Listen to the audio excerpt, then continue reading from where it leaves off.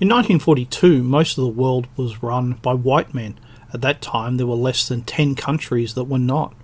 Today, white men are losing control of even their own countries, let alone running other people's. The fall of Singapore was the start of that decline. Winston Churchill said the fall of Singapore was a British and imperial defeat.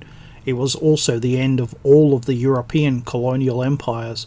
The fall of Singapore is one of the most important battles in world history that may at first seem like quite a claim to make, but I don't think so. By December 1941, the month Japan entered the war, Britain and her empire was fighting a large war in Europe, Africa, and in the Middle East. Its forces had been pushed out of Europe twice, first at Dunkirk in 1940 and then from Greece in 1941. Britain and Malta had both been bombed and the sea routes to both were under attack. But for most of the empire, the effects of the war were not felt because the fighting was happening far away. The same was true of the French Empire for the most part, and the Belgian and the Dutch.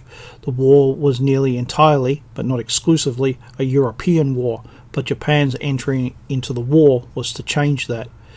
But the truth was that Japan and its military were not taken seriously by most Western governments. I have in my collection a military pamphlet published by the Australian Army in 1941 about the Japanese Army. My copy has the stamp of the Director of Naval Intelligence on it.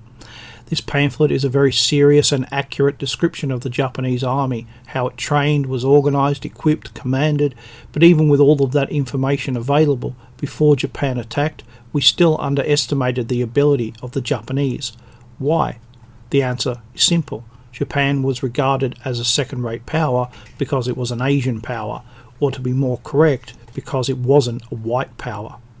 In the centuries that it took to create the European empires and their successor states, like the United States and the other states of the Americas, defeat by a non-European army was extremely rare.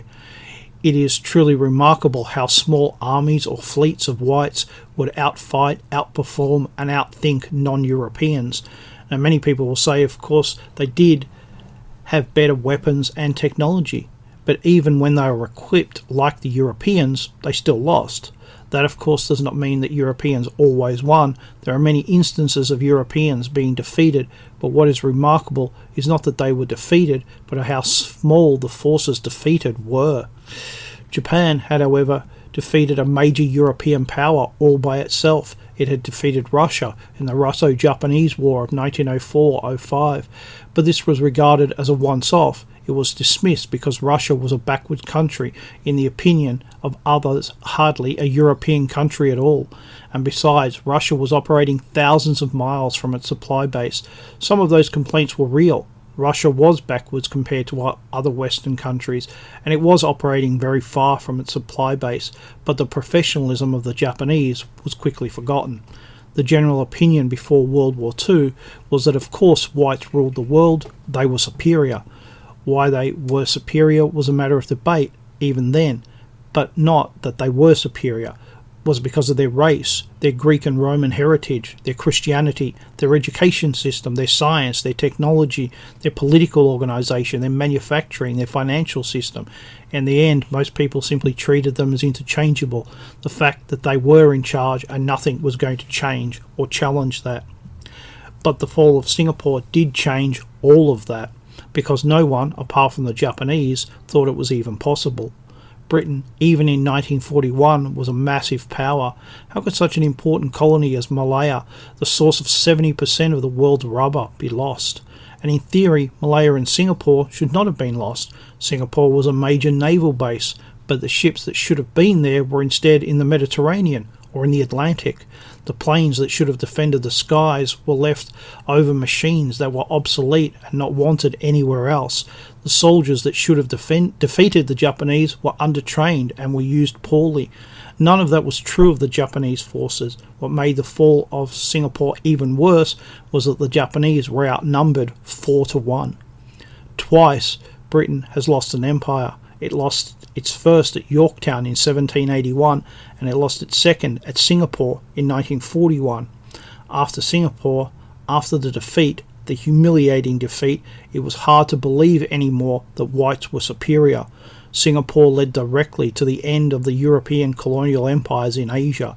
It destroyed the unspoken agreement that said the colonial subjects would be loyal and in return they would be protected. They were not protected. Surprisingly, they were not bitter about that fact, but they had lost the trust that was required if things were to return to how they had been. Singapore did not mean that the empires ended overnight, but after Singapore, it was hard to maintain the idea that whites were superior. Whites were fallible, just like everyone else. They could be defeated. They were not invincible.